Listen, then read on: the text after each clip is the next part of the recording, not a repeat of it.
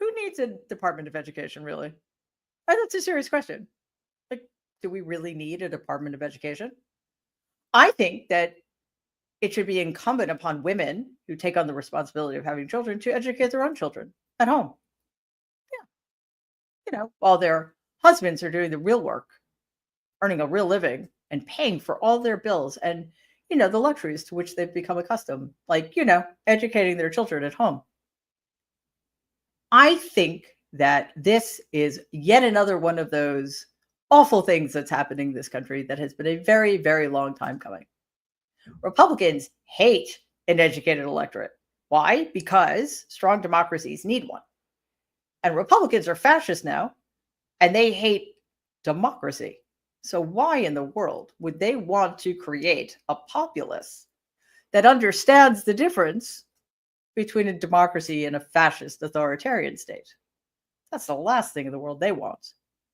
They have been demonstrating for decades now their contempt for education, their contempt especially for higher education, which is somehow makes people elitist, which is quite absurd because in any other context, being elite is a good thing.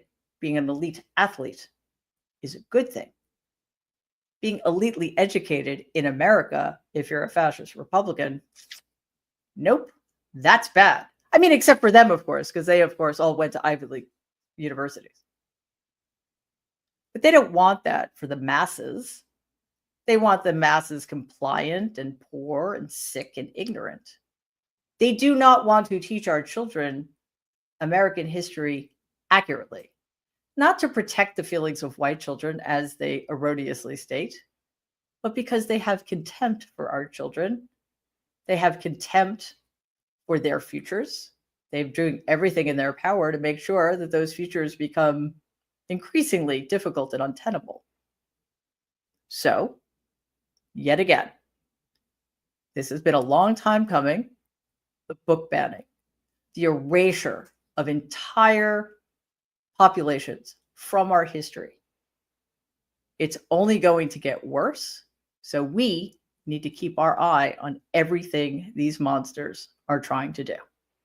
Let's dive in.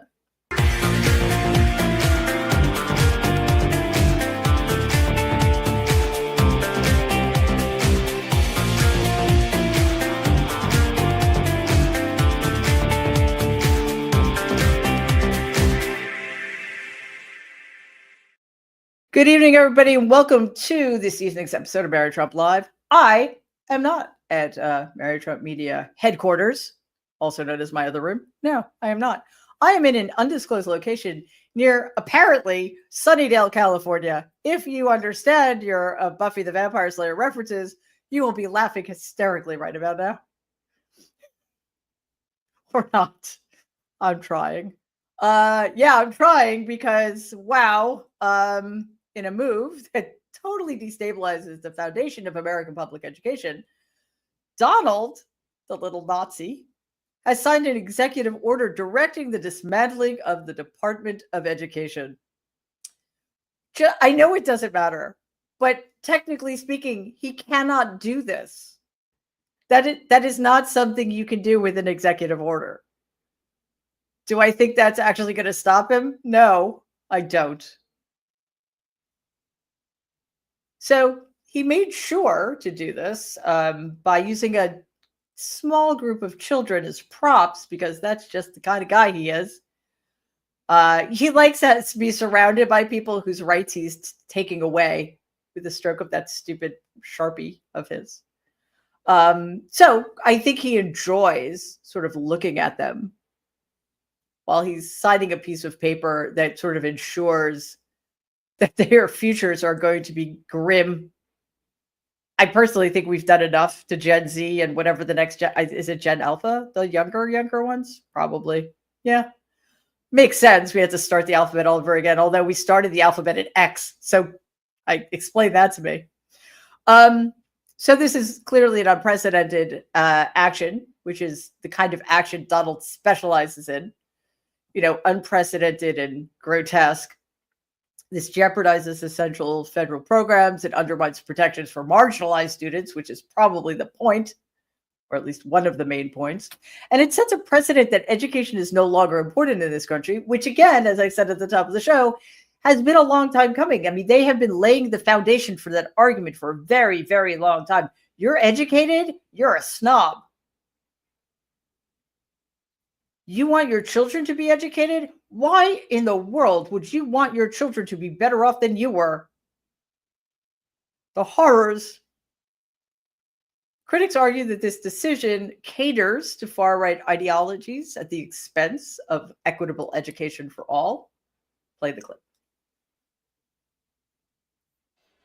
Today we take a very historic action that was 45 years in the making. In a few moments, I will sign an executive order to begin eliminating the Federal Department of Education once and for all.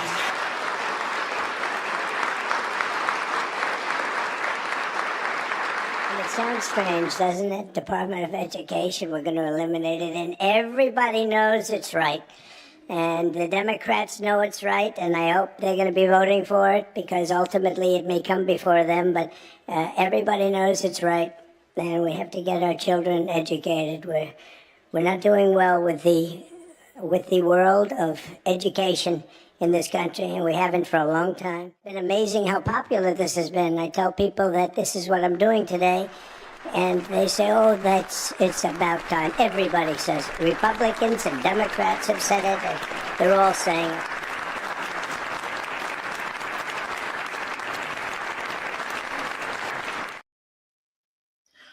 I think I need a new word for contempt.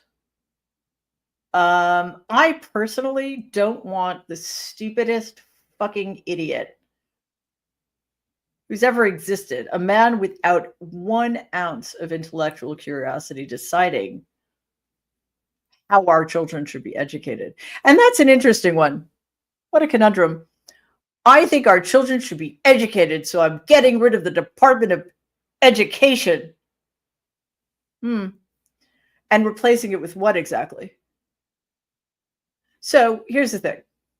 I think it's pretty obvious why Donald and the Republicans are completely hell-bent on gutting the DOE. Some of it, again, has to do with what I was talking about. They like it when we're ignorant and miserable. Some of there's monetary incentive, obviously. So one way to get around this for them, or solve their problem, right? Their problem is a wholly constructed one. It's basically a solution in search of a problem, which they found. And they want to leave it up to the states for reasons. But when you get results like this, I guess that just makes perfect sense. That is from a meeting at the Supreme Court of Louisiana, sitting behind a massive curtain with Louisiana, the state they're in, and had that whole huge ass flag made on purpose. The name of their state is misspelled. It should not surprise us at all that Louisiana is Mike Johnson's state. Speaking of idiots and religious hypocrites, but we'll get to that in a second too. The Trump regime has already begun gutting the agency, cutting thousands of federal workers and transferring education oversight to the states. Congress will have to vote on this, but the question continues to be, will it matter anymore? And if it doesn't, and this goes because there will be lawsuits, it gets to the Supreme Court, can we count on the corrupt, illegitimate supermajority to do the right thing? The answer is no, of course we can't. White House press secretary, I'm running out of adjectives, guys. How do I keep describing how horrific these people are? Well, this one stated that federal oversight of student loans and Pell Grants will continue within the department despite its downsizing. That's interesting. Watch for your loans and Pell Grants to get really, really expensive is what I'm thinking. Here's what Leavitt had to say today, and of course she has no clue what she's talking about. Well, it's hard to tell because she lies with such breathtaking fluency. Is she lying, or is she just deeply ignorant? Or I'm going with both. Take a look. The Department of Education was founded in the 1970s, and since then we have spent more than $3 trillion at this federal bureaucracy. What has been the return on that investment for the American taxpayer? Levels that are less than ideal, less than proficient. Our children's test scores are incredibly concerning when it comes to reading rates, literacy rates, math, and science test scores. The numbers prove that, and the president is finally, this president is finally taking much needed action to return education to where it belongs, and that's to educators closest to students in their classrooms in their respective states. Okay, I have a solution. I mean, you don't want to hear it, but I do have one. Is the Department of Education perfect? No, it is a deeply imperfect agency, but there are reasons for that. One is we don't invest enough in our children. That's a huge reason. One of the biggest ones is that we fund our schools in a way that is so inequitable. We use property taxes to fund our schools, which I think is absolutely insane. It would be fine if we used property taxes and pooled them all and divided them according to need, but we don't do that. If you live in a really rich town, you're going to have really rich public schools because people pay a lot of property taxes. So, of course, it's not going to work across the board. Of course, it needs reform, but it needs that kind of reform. It needs a person in charge and a Department of Education who actually believes in things like equity, equity, adequacy, and there's one other one. I can't remember what it is, but that's what we need. It's not like everybody gets the same. Like, that's not even where we're so far beyond that. It's like rich people get more and other people get less. But it also isn't everybody gets the same. No, everybody gets what they need to level the playing field. But for rich people, that feels like something's being taken away from them. So we can't do that. Now, the irony here, of course, is that this is going to impact red states far more than will impact blue states. First of all, because blue states have better education infrastructure because at the state level, they invest in education in a way red states don't, because they don't care or they don't have the money. Most red states are quote unquote welfare states. They take more from the federal government than they pay back. Most blue states, it's the opposite. We pay more to the federal government than we take out. So blue states will have resources.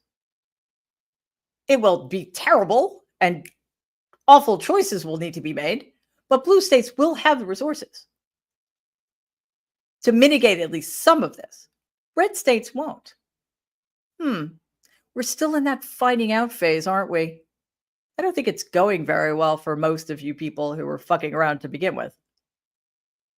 So Donald's war on education is, I mean, the impetus behind it, or sorry, that's not true. The impetus behind it is something worse, but the stated impetus, which is really bad, is that he wants to eliminate funding for diversity, equity, and inclusion programs, while he's investigating over 50 universities for race exclusionary practices, which aligns him and his efforts with the far right in order to erase these equity initiatives.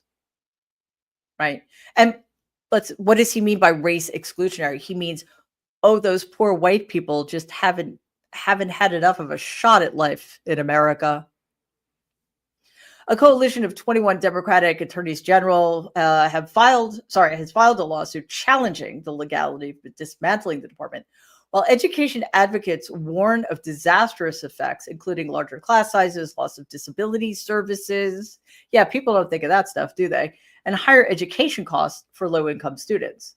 Critics, including the National Education Association, argue that the plan will devastate public education while enriching billionaires through tax cuts. Yes, that's the point. It's always about the money for that little Nazi. Always. You think you found the problem and it's something else, dig deeper. It will always be about the money. Hey, he has people to pay back.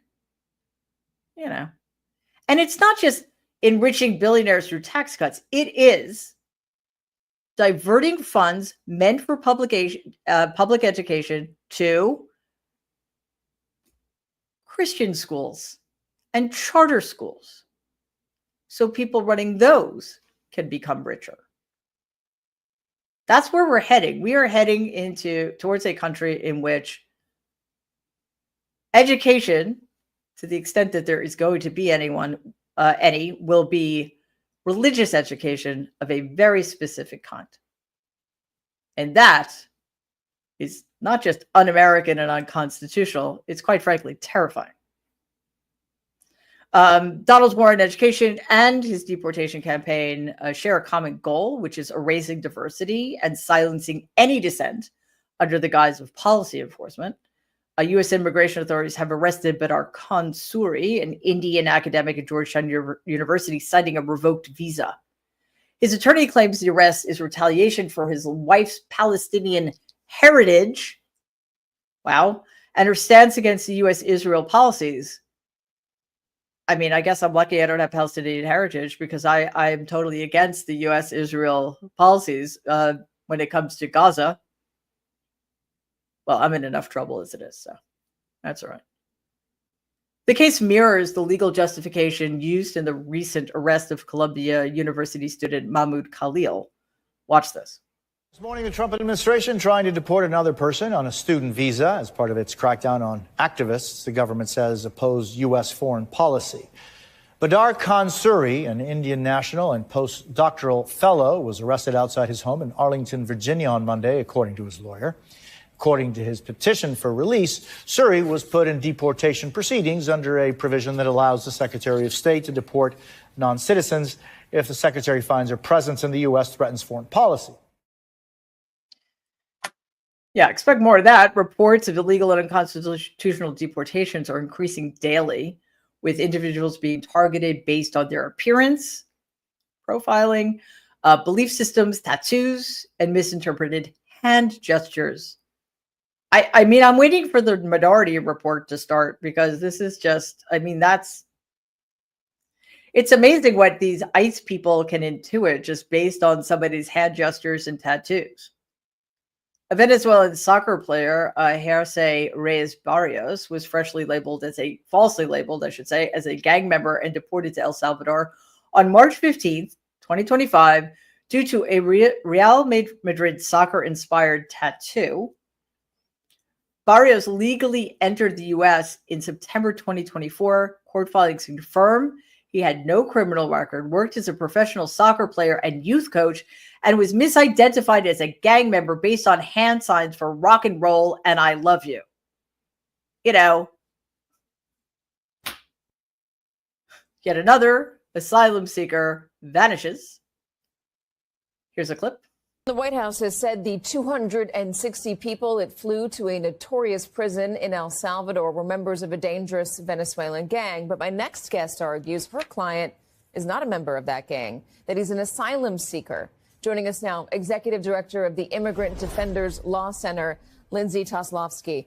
Lindsay, thanks for being here. Who is your client?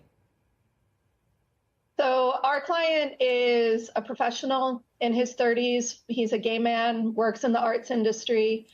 He's someone that the lawyers from our office who have been meeting with him directly have described him as sweet, funny, and he's someone who has no criminal history. He entered the United States in the way that our government asked people to do. Last year, he made an appointment through CBP-1. He was processed. He asked for protection. He passed his credible fear interview. He was in the midst of his proceedings. He remained in detention solely because the government alleged that his tattoos were made him part of Tren de Aragua. However, his tattoos, I can say, looking at the evidence, are tattoos that you might see on any art student walking around on the streets in the United States. They're benign tattoos. And he finds himself now in El Salvador after, no hearing, no ability for us to refute the baseless allegations that he's a member of this gang. Okay, so that's a different person from the one I just mentioned before the clip. I wanted to point that out because this is happening more and more and more frequently. And imagine what you would do in that instance if you didn't have access to an attorney, or if you didn't have people who cared about you and knew that you had been detained. The deportees accused without clear evidence of gang affiliation were transferred to El Salvador's Seco prison, where they faced forced labor and indefinite detention under President Nayib Bukele's regime, because he, like, all we need to know about this guy is he likes Donald. That says everything. Immigration advocates warn that Donald's sweeping use of executive power is targeting vulnerable immigrants. Bukele confirmed that the U.S. is paying a quote-unquote low fee per detainee, solidifying a foreign outsourcing of mass incarceration. The lack of transparency raises serious human rights concerns. And I've got to be honest with you guys. This puts me in mind of convict leasing, which is something that happened during starting in the early days of Jim Crow, after white Northerners totally failed newly freed people who'd been enslaved for generations by us. And after 12 years of Reconstruction, just let it all go to hell. Convict leasing was when authorities in mostly southern towns decided that, I don't know, loitering, for example, just standing outside, was a crime deserving of punishment.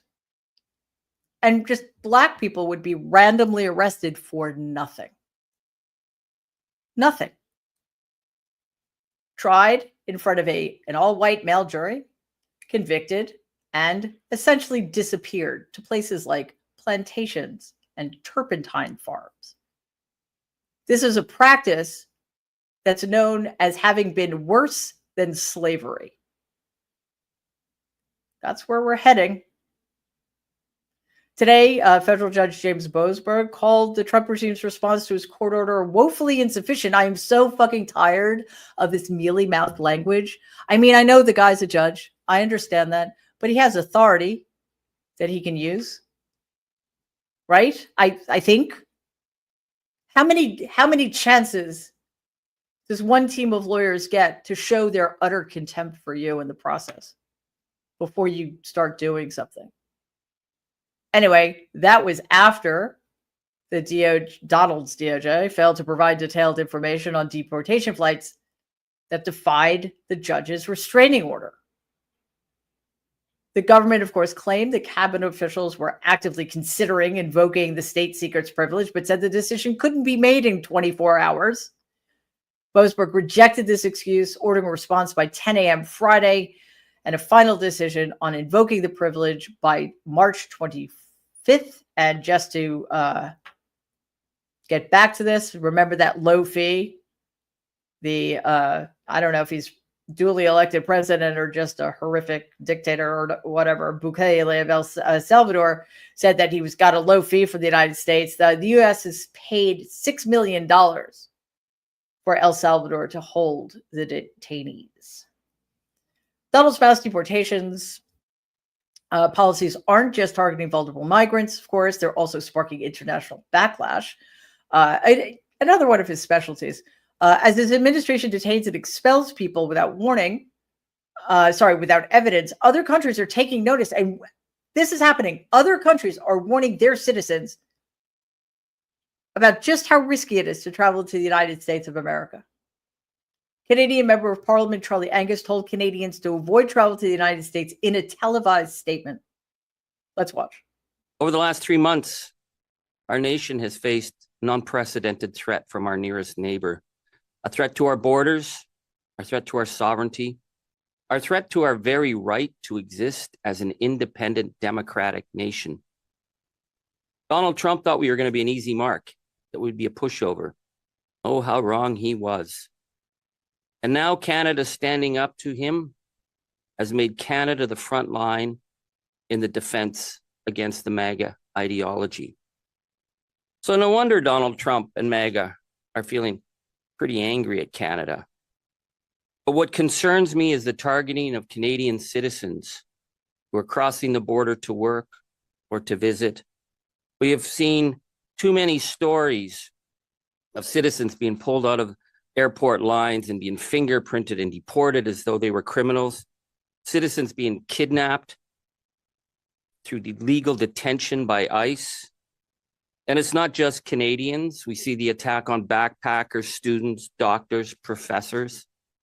I am here today to say to Canadians to avoid travel to the United States if at all possible.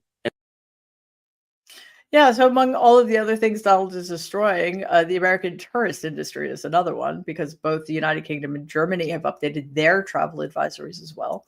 Today, both countries warned citizens about the risks of detention when entering the United States, citing recent cases where British and German nationals were held at the border due to stricter immigration enforcement under the Trump regime. The policies of which have led to tighter visa screenings, increased detentions, and controversial deportations, including a French scientist denied entry for text messages criticizing Donald, which border agents labeled as potential terrorism. Uh-oh. Then I better not say what I'm about to say, I guess. You fucking moron. Donald, I'm talking to you. This is what people are supposed to have voted for, huh? It's one thing to dismantle some agencies. I mean, that's horrific enough. Don't get me wrong. I am not at all minimizing that. It's another thing entirely to do what they're doing in instances like this. Remember, I don't know if you guys remember this, but we're a country of immigrants who are here because we committed genocide against the native population and then built the country by kidnapping and enslaving millions of people. And then for the first time in human history, enslaving them in perpetuity, generationally. That had never been done before. If you were an enslaved person in this country, there was literally almost no way for you or your children or your children's children to get out of that unimaginable nightmare. And that allowed the rest of us to populate the country as immigrants on the backs with the blood and the sweat of an entire people whom we enslaved. So what is happening here is that all of that, who we thought we were, who we thought we could be if we finally, once and for all, atoned for our terrible history, it's all for naught. This is changing the fabric of this country in ways that I think people are going to find unimaginable in the not too distant future. So, the crackdown on immigration, it's just all of a piece. It's just yet another thing that is an alarming rollback of rights, civil and otherwise. It's also a dismantling of a longstanding civil rights protections. A February memo, and this, well,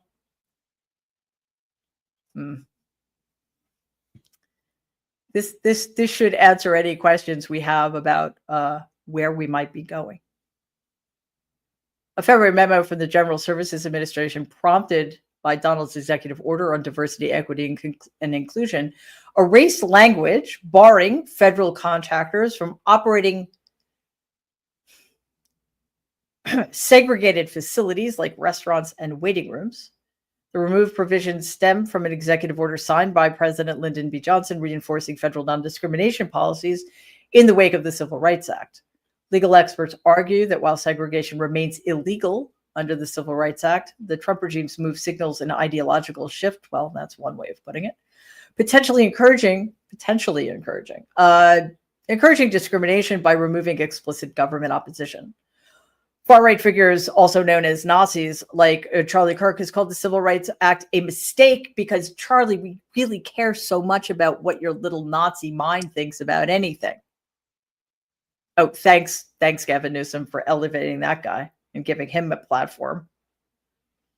Donald's nominee to lead the DOJ Civil Rights Division, Harmeet Dillon, has a record that raises concerns about enforcement of anti-discrimination law.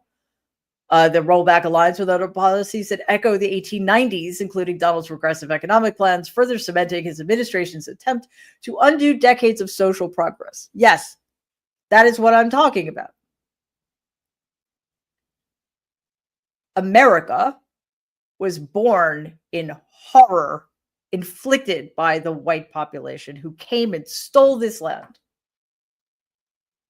Slowly, over the decades and the centuries, steps were taken to right some of those wrongs. But it was always one step up, a few centuries back. And then finally, after 100 years of Jim Crow and more unimaginable horror, we got to the Civil Rights Act and the Voting Rights Act. And maybe we had a shot. But again, Republicans in their current incarnation would have none of it and have fought tooth and nail for the decades since then to undo all of the progress. And they've been working for decades to make sure that happens, while the Democrats, I guess, thought everything was just fine.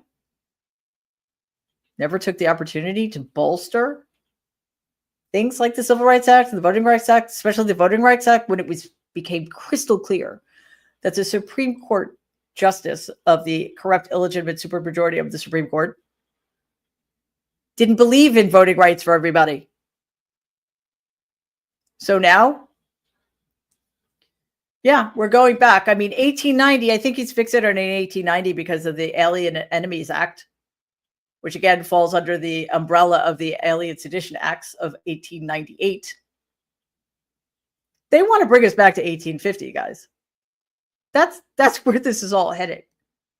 The fact that I can talk about this country and the fact that we're facing the dangers of segregation, like institutionalized segregation. We're a very segregated country anyway, but segregation that is government policy horrifies me in a way I cannot adequately describe to you, especially as it is at the hands of that racist, vile, viciously stupid monster.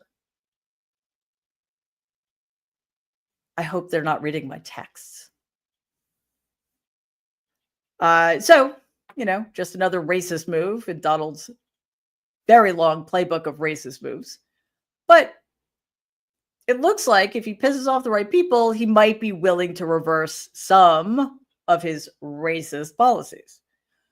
There was widespread outrage following after the Pentagon restored online tributes. Let me start again.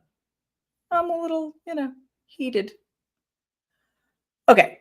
So the Pentagon removed mentions of things like the Navajo code talkers, Black veterans, female veterans, et cetera, et cetera. They restored online tribute to those people, including Japanese American World War II soldiers, et cetera, following widespread outrage that they had been removed in compliance with the Trump regime's DEI purge. The removed pages included incendiary things like, profiles of Jackie Robinson, the Tuskegee Airmen, and Medal of Honor recipient Major General Charles Calvin Rogers as part of an order, again, to eliminate all diversity-related content from government websites. And what they did is they just scrubbed shit using AI and some keywords because they don't care. They don't care about our history, certainly. But one thing they absolutely do not care about, well, let me rephrase that. They care about representation because they know how powerful it is and they want to get rid of it.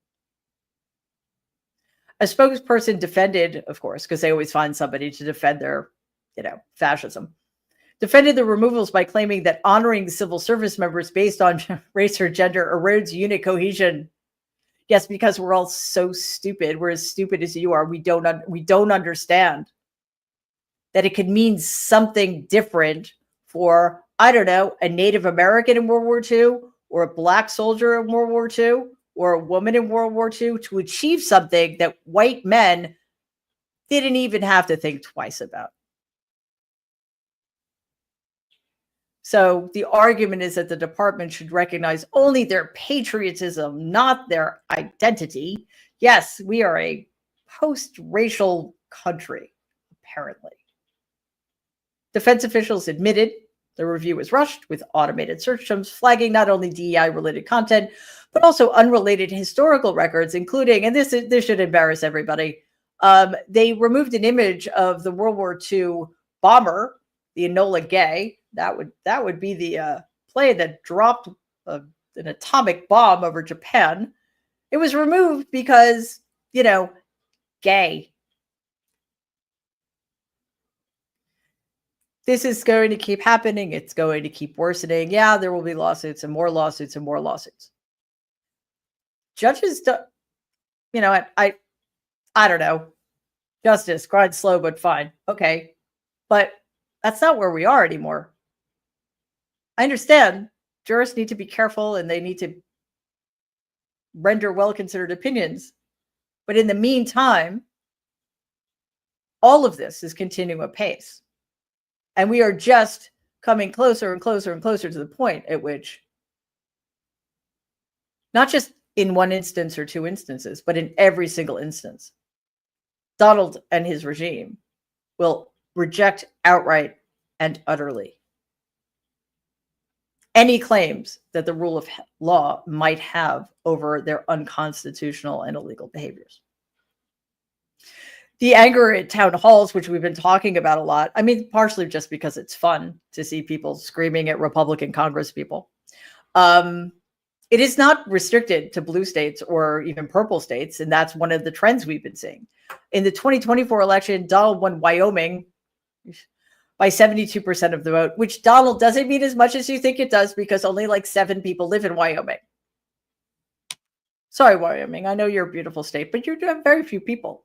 Like, there are more people on my block than live in Wyoming, I think. I mean, it's close. So last night, Representative Harriet Hageman, Republican of Wyoming, faced jeers and boos in her very strongly conservative, or let's say just call it Republican district, after voicing support for the agendas of Donald and Elon Musk. Let's take a look at what happened. I voted in favor of the continuing resolution, or CR, which extends funding through the fiscal year until September 30th. It keeps the lights on for President Trump and DOJ to continue their work.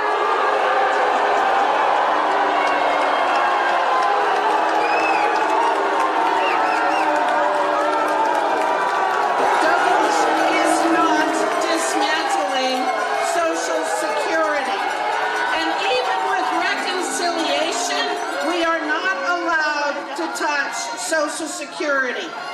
The work that I have specifically been doing, I am on the Judiciary Committee and the Natural Resources Committee. I worked for the U.S. Department of Agriculture, helping Wyoming family farmers deal with drought until I was fired a month ago in the mass firings, and despite only having the highest marks in my performance review. In a state where so many farmers rely on government programs for drought and disaster relief, Trump's plans to cut these programs and the people who administer them, coupled with the tariffs, will decimate Wyoming farms and rural communities. What are you doing about that?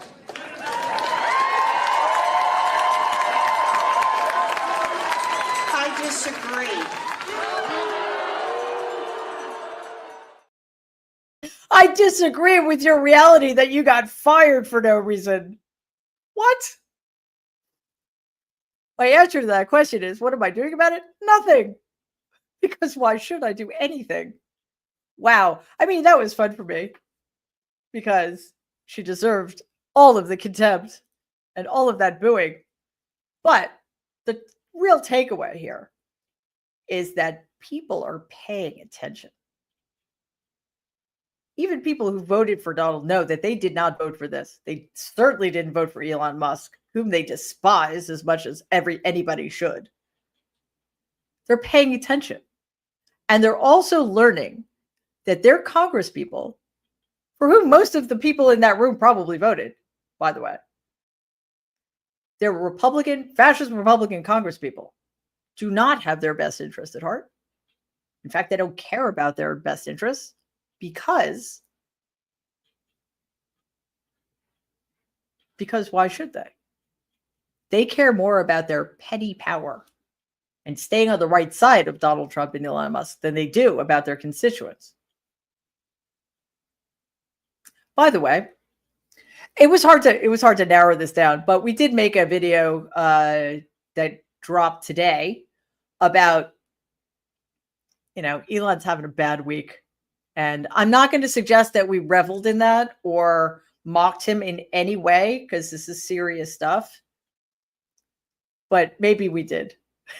So you might want to check that out, because he had a really bad week. And when he has a bad week, like in a way that could be game changing, when he has a bad week, that's good for us and that's good for our country. So remember when Donald said he was going to touch Social Security? Those many, many, many times he said that and was lying every single one of those times. Well, that didn't mean that he wasn't going to do other things, like put measures in place to make it harder to collect your Social Security.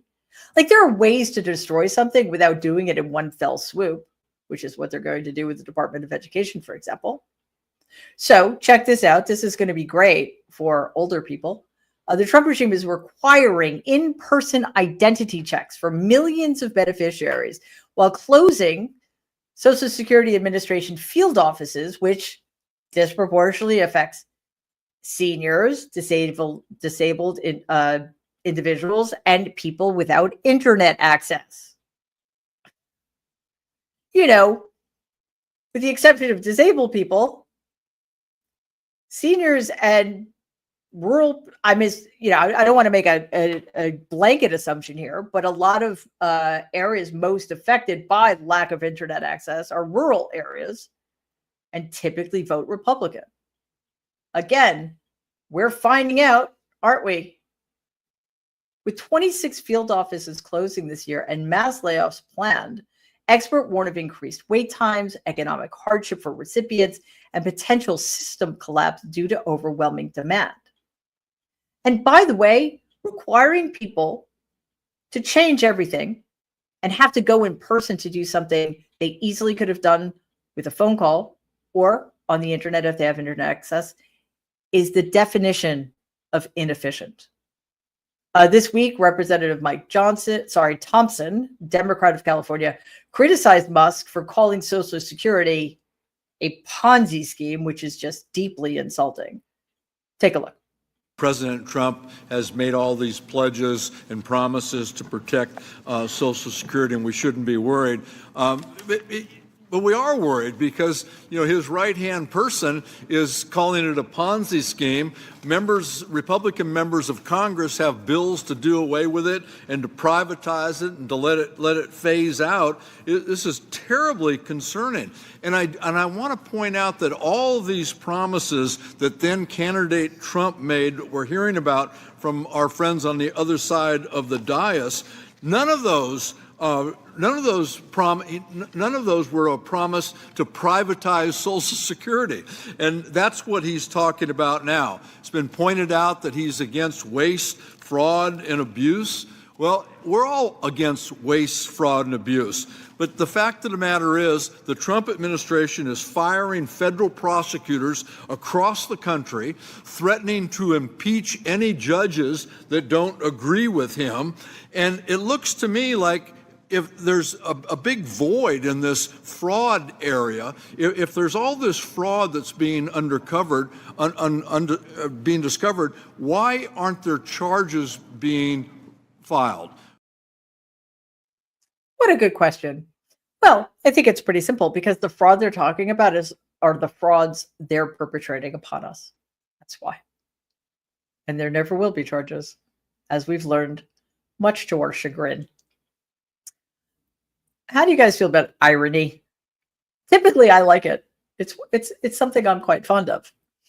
Not today, because today is International World Happiness Day. That doesn't seem fair.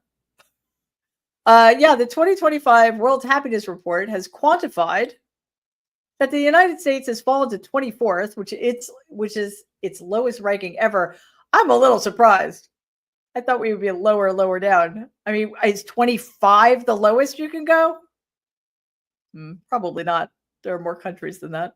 The U.S. continues its downward trend in happiness rankings, dropping one spot, just one in the last year. Jesus Christ, I feel like I've aged 7 centuries and we dropped one spot. All right, wait until next year. We'll show them. But at our peak in 2012, like what was going on in 2012 that was so good? We were 11th, which I have to say, for a country that doesn't have universal health care or universal child care or universal pre-K, I don't know. That seems like we cheated. Anyway, let's watch this.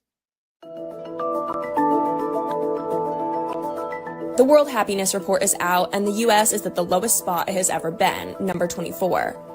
The Nordic countries again dominate the top 4 spots of the list, with Finland coming in at number 1, followed by Denmark, Iceland, and Sweden. Despite ongoing conflict, Israel even ranks higher than the U.S. It's number 8. Meanwhile, Costa Rica and Mexico made it to the top 10 for the first time. Last year was the first time the U.S. dropped out of the top 20. Several organizations conduct the research, like Gallup, the University of Oxford's Wellbeing Research Center, the UN Sustainable Development Solutions Network, and the World Happiness Report editorial board.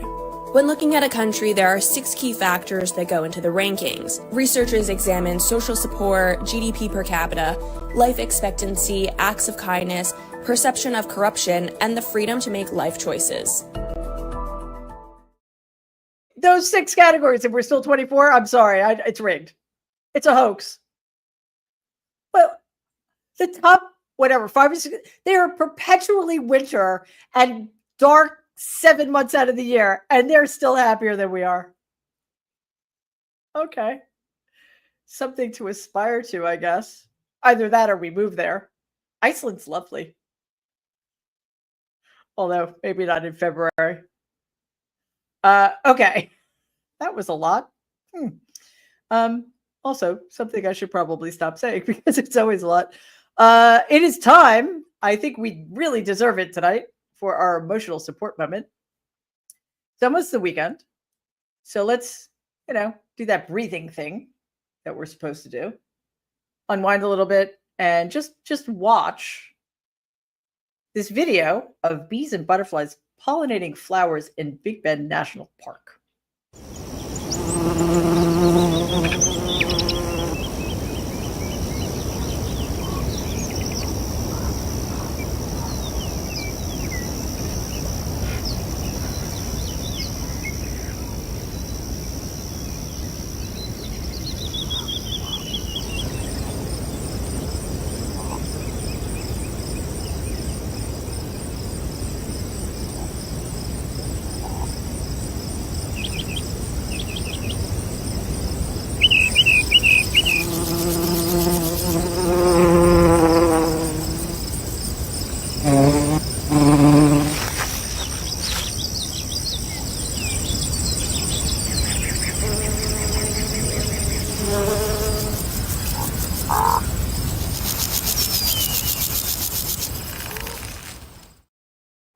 That was lovely.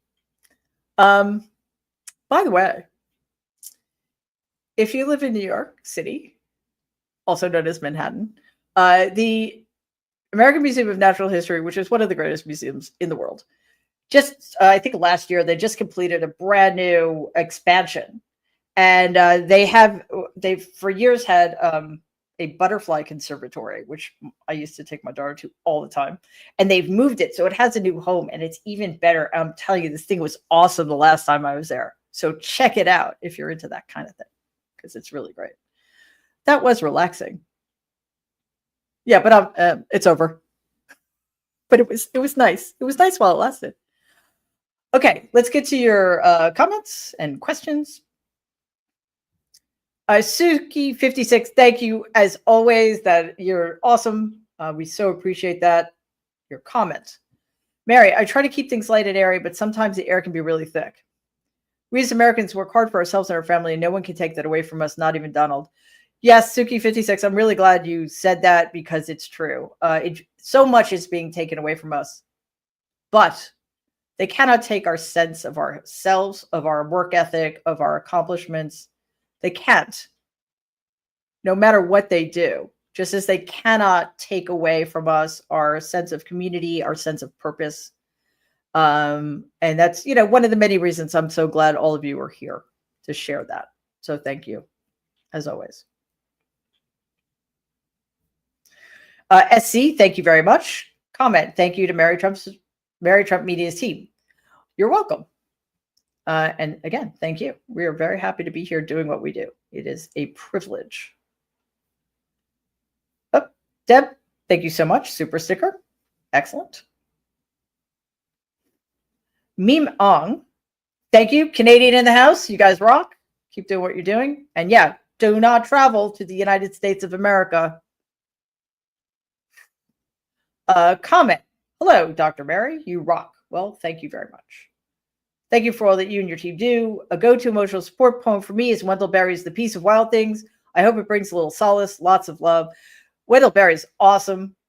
Check that out. Check his work out. Suki56, again, you keep outdoing yourself, Suki56. I'm running out of words to express my gratitude. Comment, give Donald a really big eraser to sign his CEO. He wouldn't know the difference. He's delusional in that way. He sees whatever he wants to see. I like that. Invisible ink, maybe? Like an invisible ink Sharpie? I don't know. We'll workshop it. Jenny G, thank you so much. Comment, Wisconsin, early voting has started. Yes, guys, there is a very, very, very important state Supreme Court race in Wisconsin. Forgive me, I do not remember the name of the Democratic candidate, but she needs our help because her Republican opponent is being massively funded by Elon Musk. So early voting has started. I believe the vote is on April 1st. But again, if I'm getting my facts wrong, I'd forget I said anything. Let me get my facts right, and I'll let you guys know. Let's give us a sec.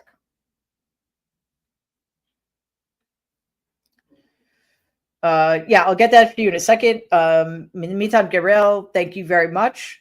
Comment, my MAGA uncle just bragged to my mom that our president now has the highest approval rating ever during the short time he's been in office. Obviously living under a rock, glued to Fox. Yeah, because it's not true.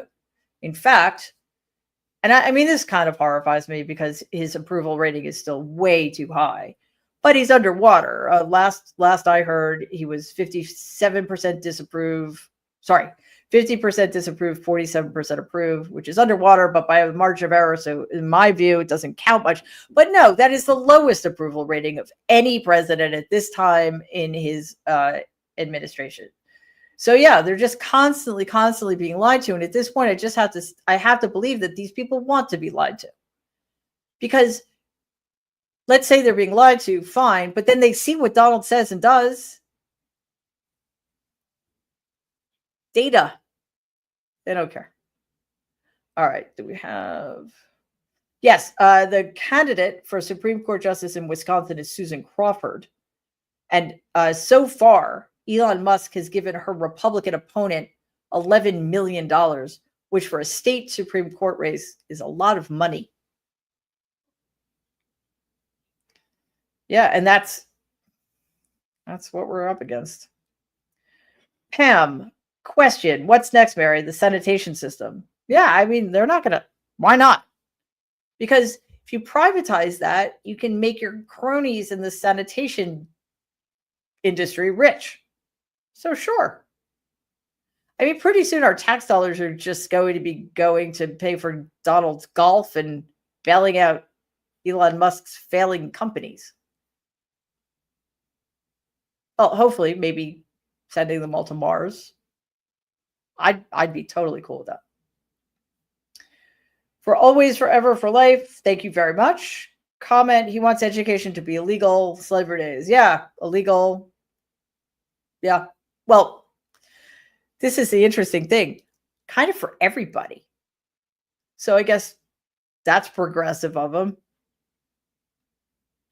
Permanent underclass. That's what they're shooting for. Nancy, thank you very much, Nancy. Comment, can't watch live tonight, but want to pitch in some money. Thank you, MTM. Much appreciated. Well, thank you so much. That's very kind of you. We appreciate it. Tova, thank you very much for that. That's excellent. Question, what do you know about Elon's familial connections to both the Nazis and the American technocracy? I don't know much because honestly, I don't find him interesting at all. It mystifies me that anybody was ever taken in by him, but then again, Donald. So, it's not that hard, I guess. I mean, I know his family. I mean, yeah, they were pretty fascist, pro-apartheid, horrible people. And no, he's not a self-made man. But other than that, I don't know much about it, except I want him to go away. I want him out of our government as soon as possible. Sharon, thank you very much, Sharon. Comment, disabled will lose rights to inclusion under IDEA. Yes, they will. But again, they don't care.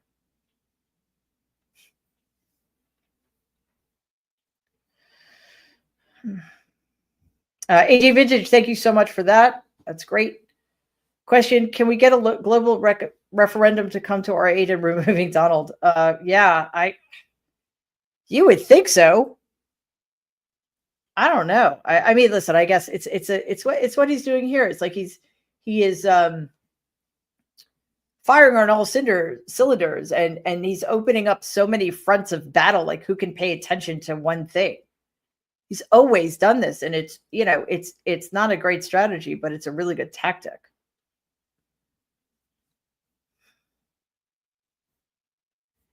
Cindy, thank you very much for that comment. Thank you for all you do. Well, you're welcome. And again, we feel extraordinarily privileged to be able to do the work we do here. So we're very, very glad you appreciate it. Ariozone, thank you very much. Fabulous. Question, wondering and losing sleep on the question of how long we Jews have left before we're deported or imprisoned. What are your thoughts? I mean, honestly, I don't think anybody's particularly safe. It has more to do with, if you're a person of color, to the degree that you've ever been safe in this country, you're definitely not now. That's for sure. Especially if you're an immigrant, especially if you're somebody in the LGBT plus community, especially in that community, if you're trans.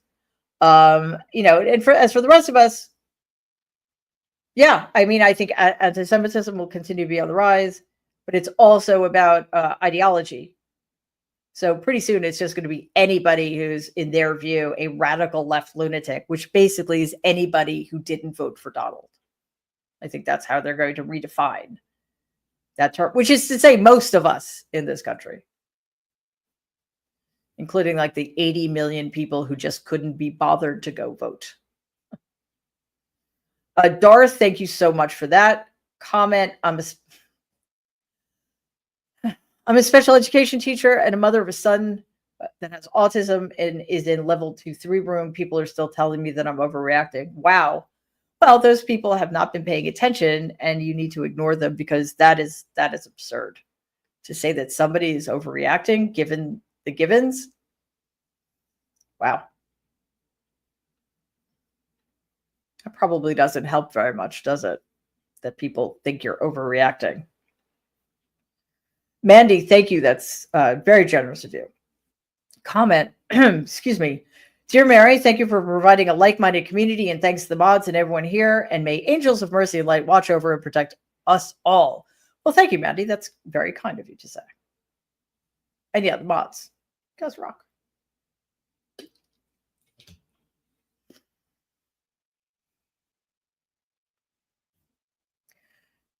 Zan, hopefully I'm getting that right. Thank you very much for that. Question, would Donald change his mind about annexing Canada if polls show he would lose the 2028 election to Trudeau? No, but it would be fun for us because it would it would make him worse. So let's not do that. He's a vengeful little creep. So, we're treating you horribly enough without that. Although it's probably true. Northern Tier FPV, thank you for that. Very kind. Question, Mary, always look forward to your streams. Great insanity check daily. Who's insanity? I ask. Sometimes I can't tell. In all seriousness, has it been 4 years yet? Well, it depends what we're counting from. Thank you and your team. Well, you're welcome. And yeah, from when? I mean, for my counting, it's been several decades. But in terms of the country, it's been a decade already. I assume you're talking about the current regime. No, it's been like 59 days. Uh-oh. We'll be fine. Remember, it's International Happiness Day. Love my dogs a lot. Thank you as always for that. Very kind of you. Question, I can't think of anything intelligent today. Oh, I can relate to that. But I also don't agree that you can't. The people who think Donnie is the greatest president ever take my breath away. Yeah. When did being stupid become so popular? When Donald became popular. That was easy. Yeah, it is just, yeah, let's not be educated. Let's not be smart. Let's not want better for our children or other, generations to come. Nope. Let's just watch lots of wrestling. I have no problem with people watching wrestling. I watch stupid stuff more than I'd like to admit. So what? Knock yourself out. I just don't want the whole world to be WWE. I think that's reasonable. Trust me. Nobody would want everything to be a Mozart opera except me. Maybe a couple other people. But not a lot. And we shouldn't expect that. It's ridiculous. Anyway, here we are. Galactic Moth, thank you so much. Cool name. Comment, TSLA is overvalued. People are starting to realize that. Oh, Tesla. Yes. Oh, yeah. Oh, it is. Yeah, it's like a tech bubble unto itself. Okay, some super stickers to thank. Cindy, thank you. Fantastic. Gabrielle, thank you very much. Michelle, thank you. That's very, very generous of you. KJ Crafts, thank you again, KJ. Nancy, thank you again. That's awesome. Kathy, most excellent of you. We really appreciate it. Kendra, thanks as always. Karen, thank you very much. Lee, thank you as well. That's great. Into the Mystic 66, thank you so much for that. Andy, thank you very much. Dylan, awesome. Thank you. Jennifer, fantastic. Very generous of you. We appreciate it. Kitty, thank you so very much. Kathy, thank you as well. And from New Zealand, 6 Cents Amelia, thank you so very much. All right, cool. We did it. We did it. Quick reminder, I am not here tomorrow night because I, again, am in an undisclosed location near Sunnydale. So there are videos dropping tomorrow all through the weekend. Next show is Ask Mary Anything Within Reason, Sunday at 6 p.m. Eastern. And then, of course, next week, we're back to our normal schedule. Mary Trump Live Monday through Friday, the nerds, et cetera, et cetera. And again, videos dropping every day. Check them out, please. Also, subscribe to the channel. We're really, really, really trying to grow. And every little bit helps. It helps us tremendously when you share and like our videos. But subscribing helps us the most. Because the more we grow, just the better it is. Like the more we show up on YouTube. So that is extraordinarily helpful. So to everybody watching on YouTube, to the tiny number of people digging through the rubble over on Twitter to find us, thank you. To my awesome Substackers who are watching the live stream over there, thank you very much. And to everybody listening to the podcast, We really appreciate that as well, because we're trying to grow that. And to everybody leaving comments which are great, to all of our super stickers, everybody giving gifts. As always, we promise you that all of that is used in the best possible way to help us get better, to help us grow. And we appreciate every single penny you guys give us. So thank you to our mods who keep this place amazing. And of course, like it's kind of it's that whole adjective thing, actually. Running out of ways to say this, but hopefully I'm conveying it properly to you guys watching and to the people who need to hear it.